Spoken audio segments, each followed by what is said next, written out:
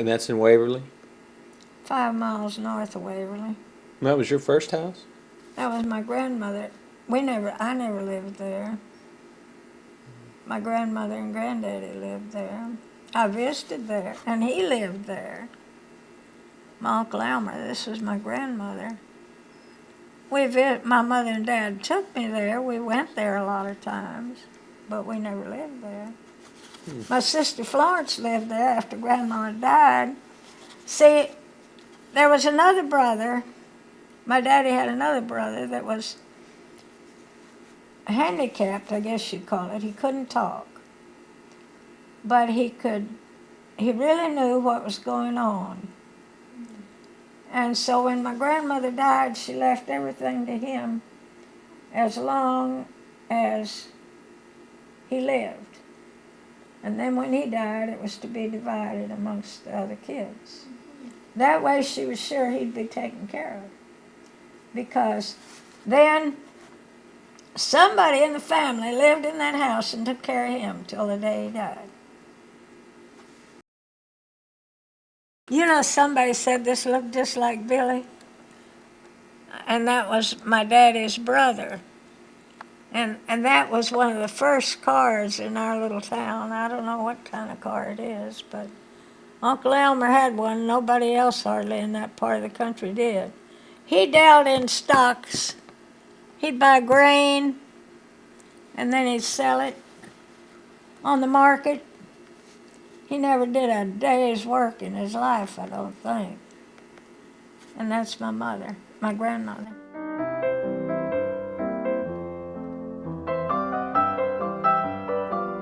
Here's where they got the water for the house. There's a little walk, goes from the back door out to that windmill. They go out there and get the water and bring it back. There's a long back porch back there. You can't see it good. 3 stories in the house, and I was scared to death to go up that 3rd flight. And Mama wouldn't let us go out on the banister, on that. She said it was dangerous. That's the Cobb house. You know what a Cobb house is? Mm-mm. It's not an outdoor toilet, though that's what they used in those days, outdoors. No bathrooms in the house. The Cobbs were kept in that house, and you went out with a little bushel basket and you got a bushel of Cobbs and brought into the kitchen for the fire and the cook stove. That would start the fire and keep it going. If you didn't want much of a fire, you used Cobbs. If you wanted a hot fire, you used coal. But a lot of times they only used the Cobbs.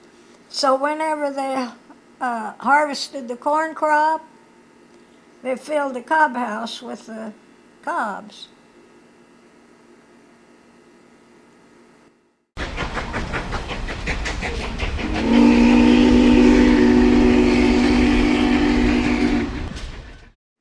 This was an adopted girl, Lily. My granddaddy adopted her. They had that, you've heard of that orphans train. Did you ever hear that? Mm-hmm. It would go from town to town, loaded down with orphans. And they'd stop in every little town. And they'd line, this sounds cruel in a way, but in a way it was good. They lined up those little orphans outside this train. And then all the farmers and everybody in the countryside would come into town. It would be advertised. They would immediately adopt them. They had all the necessary paperwork to do right there in this town. And my granddaddy adopted a girl, and her name was Lily.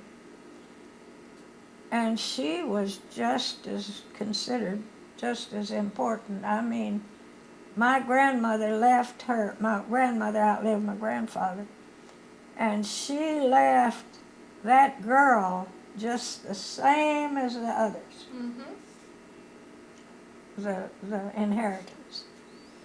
and, about right. and the girl was about 12 when they adopted.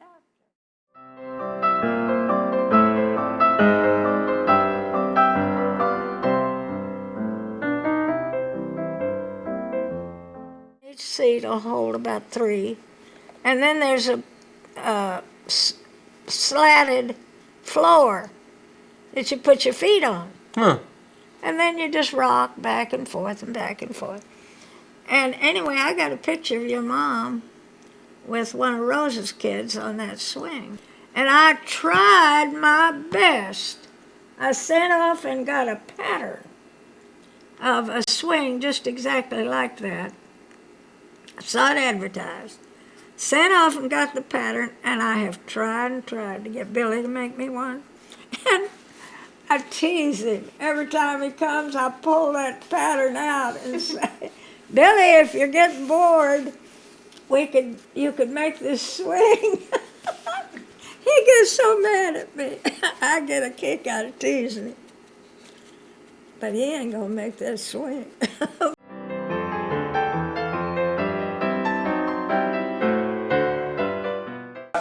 Part of the town that got the flood in the way. Yeah.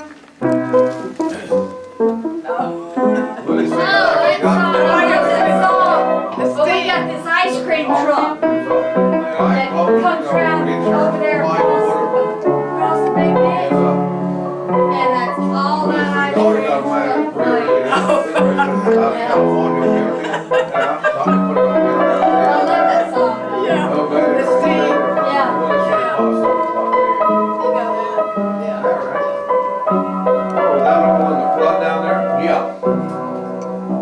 The concert's over.